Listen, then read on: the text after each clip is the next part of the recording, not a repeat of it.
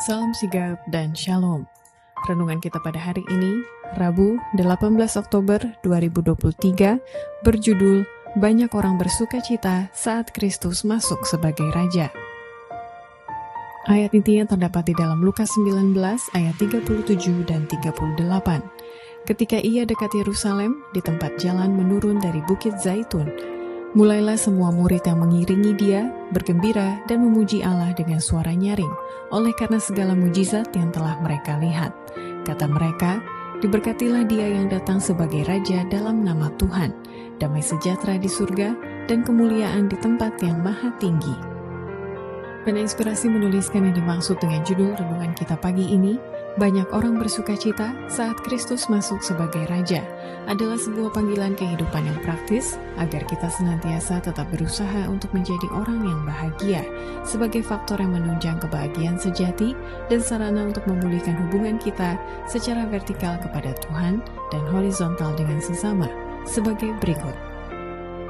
Pertama, latar belakang yang menyebabkan banyak orang bersukacita saat Kristus masuk sebagai Raja dikarenakan pengharapan orang-orang yang menggembirakan itu seakan-akan telah diwujudkan impian mereka dengan jalan melihat Kristus akan didudukan di atas tahta duniawi. Orang banyak menyambut dia sebagai Mesias, Raja mereka. Kini Yesus menerima penghormatan yang belum pernah diperkenankannya sebelumnya, dan murid-murid menerimanya sebagai suatu bukti bahwa pengharapan mereka yang menggembirakan itu harus diwujudkan dengan jalan melihat dia didudukan di atas tahta. Orang banyak diyakinkan bahwa saat pembebasan mereka sudah dekat. Kedua, latar belakang yang menyebabkan banyak orang bersukacita saat Kristus masuk sebagai Raja dikarenakan banyak di antara mereka yang tidak dapat menunjukkan kebesaran dan keindahan secara lahiriah dengan melambai-lambaikan daun pohon korma di jalanan, dan mereka hanya tahu menyembah Yesus dengan hati yang gembira saja, tanpa mengetahui maksud peristiwa yang sebenarnya terjadi dari apa yang dia lakukan saat itu. Semua orang bergembira dan penuh kegairahan. Orang banyak berlumba-lumba menghormati dia.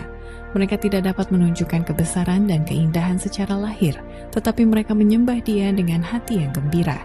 Mereka tidak sanggup mempersembahkan kepadanya pemberian yang mahal, tetapi mereka menghamparkan jubah mereka sebagai permadani di atas jalannya, dan mereka juga menyebarkan cabang-cabang zaitun dan pohon korma yang penuh daun di jalan. Mereka dapat memimpin pawai kemenangan tanpa ukuran kerajaan, tetapi mereka menebang dahan-dahan pohon korma yang terentang, yakni lambang kemenangan alam, dan melambai-lambaikannya tinggi-tinggi dengan sorak hosana yang nyaring. Ketiga, latar belakang yang menyebabkan banyak orang bersukacita saat Kristus masuk sebagai Raja dikarenakan banyak yang masih terheran-heran dan menduga-duga ingin tahu tentang siapa dan apa tujuan kedatangan Yesus ke dunia ini. Sebab dari sejak semula mereka bertujuan ingin menaikkan dia ke atas tahta, tetapi banyak yang kecewa karena Yesus mengatakan bahwa kerajaannya bukan dari dunia ini. Sementara mereka meneruskan perjalanan itu, orang banyak terus-menerus bertambah banyak oleh mereka yang telah mendengar kedatangan Yesus dan cepat-cepat menggabungkan diri dalam pawai itu. Para penonton tak putus-putusnya masuk di antara orang banyak itu dan menanyakan, siapakah ini? Apakah makna segala kegaduhan ini? Mereka semuanya sudah mendengar tentang Yesus dan mengharapkan dia pergi ke Yerusalem. Tetapi mereka pun mengetahui bahwa sampai saat itu ia telah mengecewakan segala usaha untuk menaikkan dia ke atas tahta, dan mereka sangat heran ketika mengetahui bahwa inilah dia. Mereka berpikir-pikir apakah gerangan yang telah mengadakan perubahan ini dalam dia, yang telah menyatakan bahwa kerajaannya bukannya dari dunia. Keempat, latar belakang yang menyebabkan banyak orang bersukacita saat Kristus masuk sebagai Raja dikarenakan belum pernah sebelumnya dalam hidupnya di dunia ini Yesus mengizinkan arak-arakan seperti itu. Dengan jelas ia melihat lebih dulu apa akibatnya. Hal itu akan membawa dia ke salib, tetapi ia bermaksud untuk menunjukkan dirinya kepada halayak ramai sebagai penebus. Ia ingin menarik perhatian kepada korban yang akan menyempurnakan tugasnya bagi dunia yang sudah jatuh. Sementara orang banyak berhimpun di Yerusalem untuk merayakan Paskah, ia sebagai anak domba yang dilambangkan dalam korban bayang-bayang dengan sukarela mengasingkan dirinya sebagai persembahan kepada Allah.